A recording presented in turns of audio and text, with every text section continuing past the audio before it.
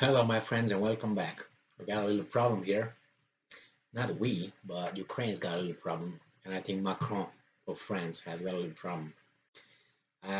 He made some comments again that are not very popular with the leaders of NATO or the Western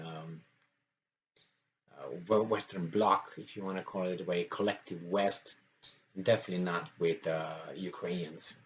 But I like Macron. I think he's. If I were to ignore the Chinese, the Indians, and the Russian diplomats or politicians or leaders, I think Macron is one of the.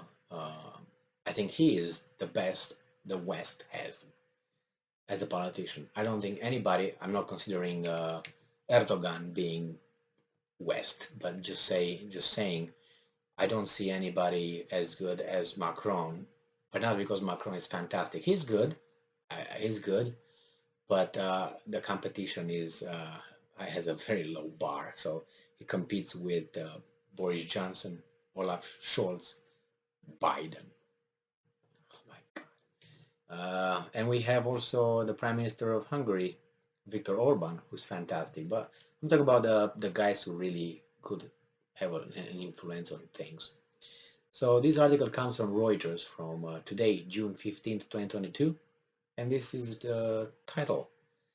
Macron said, Ukraine must talk to Russia at some point. Everybody was like, oh, like you put your nails on a glass or something. So the story, the Ukrainian president and his officials will have to negotiate with Russia, end quote. Macron said on a visit to Romania during a briefing with President Klaus Iohannis. Macron arrived in Romania on Tuesday, June 14th, for a three-day trip to NATO's southeastern flank, including Moldova, before possibly heading to Kiev on Thursday, June 16th, with German Chancellor Olaf Scholz and Italian Prime Minister Mario Draghi, two diplomatic sources said. Macron has been criticized by Ukraine and Eastern European allies for what they perceive as his ambiguous backing for Ukraine in the war against Russia. They call it ambiguous, but you know what it is? It's not hysterical like theirs. They call it ambiguous compared with their extreme hysterical view of the whole issue. And Macron is the only one who dares to look at pluses and minuses and tries to analyze situations, I think, in, I don't want to say objective way, but more of an objective way than the others, and is not vested as much in the Ukraine, in the sacrificial move of Ukraine against Russia as, for instance, Great Britain is, which I think is the leading force behind Ukraine's being slaughtered and Russians losing their. Yeah, I'm blaming British influence and British how do you call that when you stick your tail in someone else's dealings. I think Great Britain is the main actor. Not even the United States, I think, is as vested in that area as Great Britain is.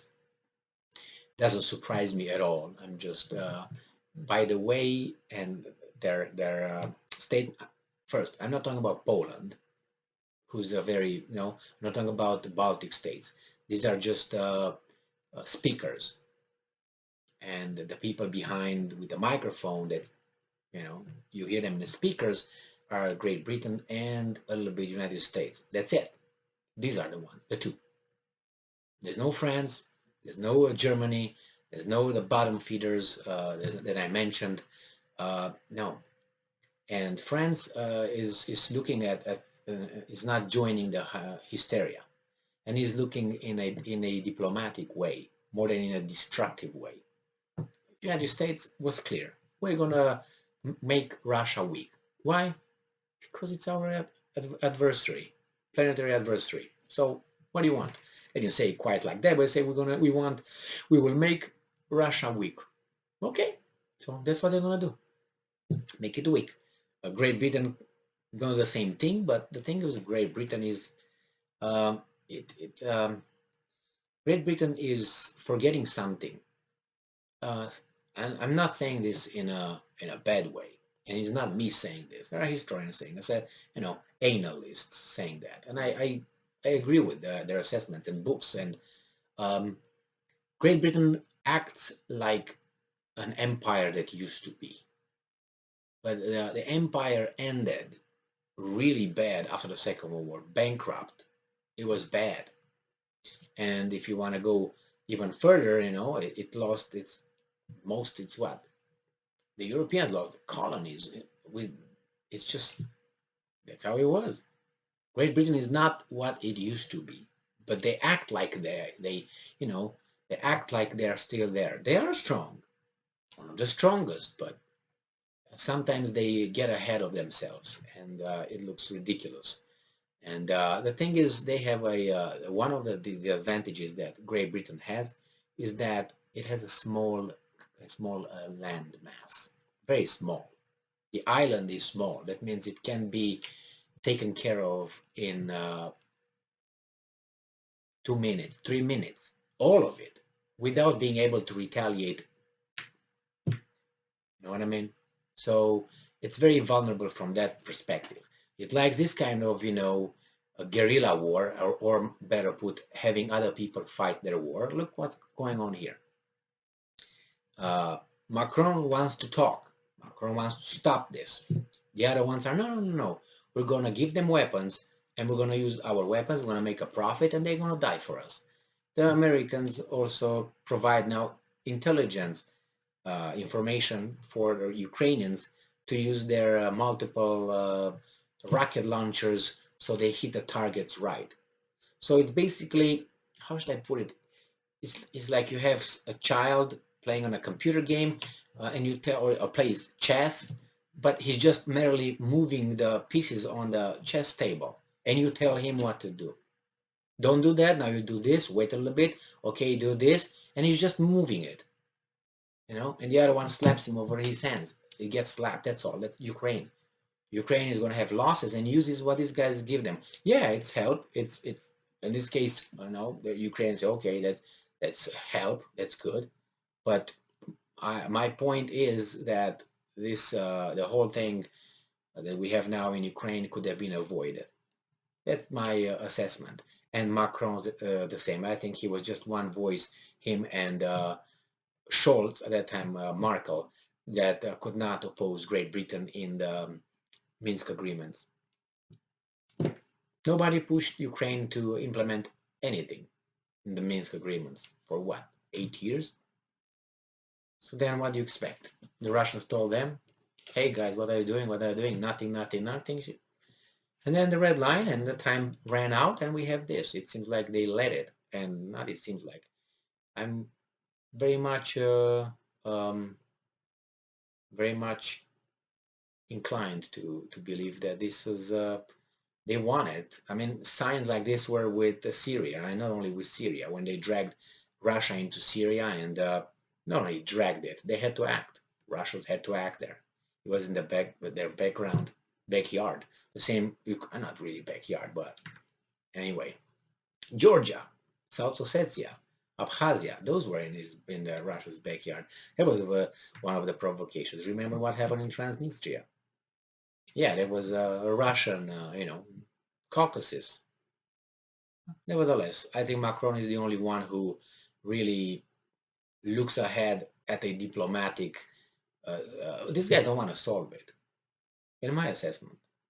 Great Britain and the United States do not want to solve this. They want a continuous war, or Russia being destroyed. There's nothing else. There's nothing in between. These are the only options.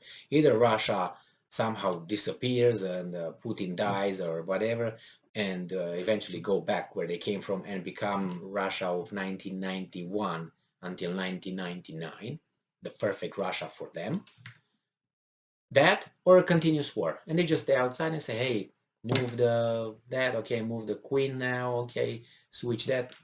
That's what they're gonna do, and they're willing to take the absorb the cost of inflation and shortages and so on, because we do it.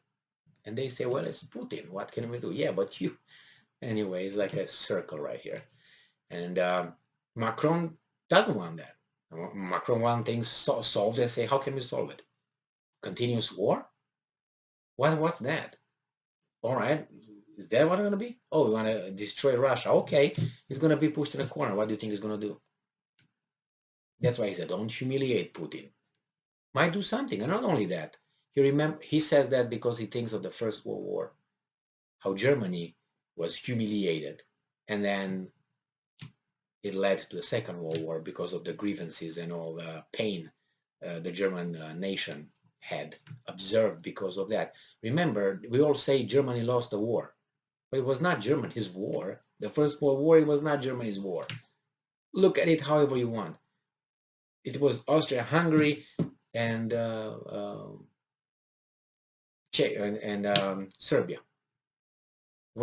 It was not Germany's, and then they're the losers, the biggest. I mean, yeah, Austria-Hungary, dissolved and so on. But if you ask a child or someone, not children don't know anything nowadays, but someone, hey, who lost in the First World War?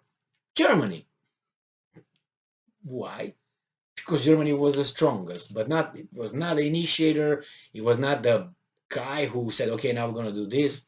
It was drawn in by alliances like everybody else.